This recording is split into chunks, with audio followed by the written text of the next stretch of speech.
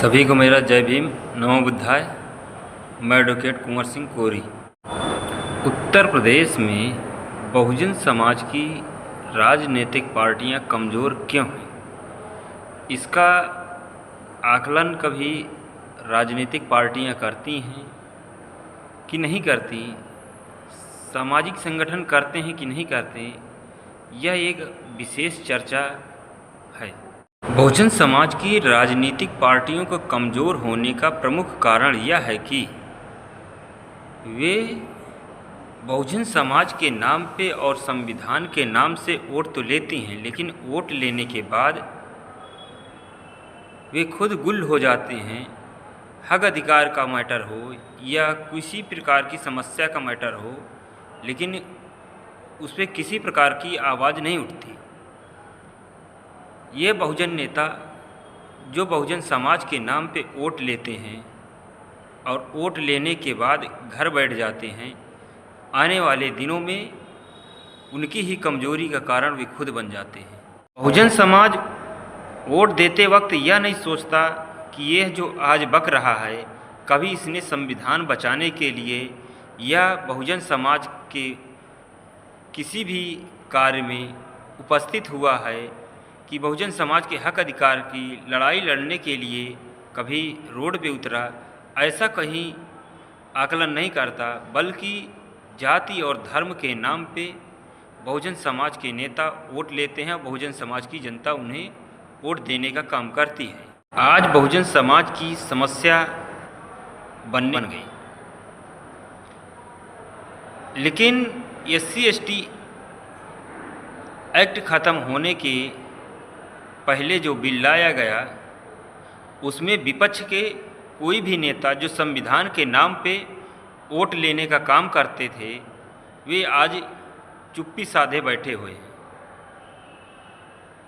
क्या संविधान बचाने के नाम पे वोट लेने के बाद ये कब तक चुप्पी साधे बैठे रहेंगे, या फिर इनकी लत लग गई है कि बहुजन समाज को गुमराहित करके वोट लिया जा सकता है और बहुजन समाज बाबा साहब अम्बेडकर और संविधान के नाम पे वोट देने का काम करेगी। इंडिया गठबंधन के लोग जो रात दिन चुनाव के समय संविधान बचाना है, संविधान बचाना है, संविधान बचाओ का नारा देती थी, आज उनसे सवाल जनता पूछ रही है कि आज SC/ST एक्ट पे छेड़खानी किया जा रहा है, उस पर आप अखिलेश यादव और राहुल गांधी क्यों चुप्पी साधे बैठे हैं?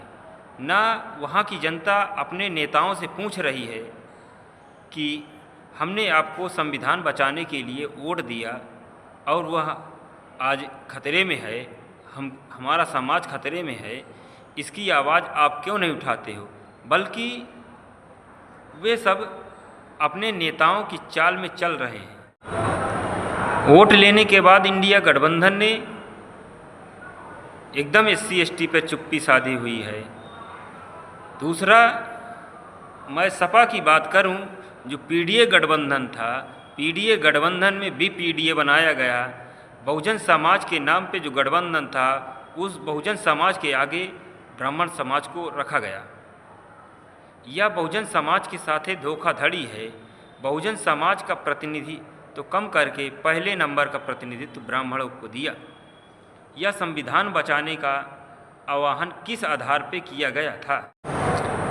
SC/ST के लोग वोट दिए, वोट देने के बाद आपको सदन में भेजा, लेकिन आप उनके ही अधिकारों के साथ हो रहे छेड़खानी में आप लोग आवाज़ नहीं उठाते हैं। इसलिए बहुजन समाज को वोट देते वक्त सोचना चाहिए कि यह नेता कभी भविष्य में SC/ST OBC के साथ मैदान में खड़ा हुआ था या नहीं खड़ा हुआ था। अगर खड़ा हुआ है तभी उसको वोट करना चाहिए, नहीं कभी लड़ाई लड़ा या कभी नहीं SC/ST के साथ खड़ा हुआ तो उसको वोट कतई नहीं देना चाहिए।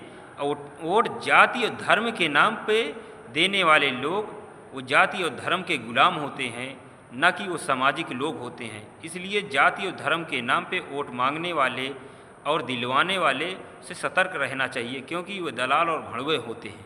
मैं अपने बहुजन समाज से अपील करना चाहूँगा कि आप लोग अपने अधिकारों के प्रति सचेत रहें, ताकि आने वाले समय में अगर किसी भी प्रकार की अधिकारों के साथ छेड़खानी होती है तो एक साथ प्रदर्शन में आना चाहिए और एक मंच में आना चाहिए।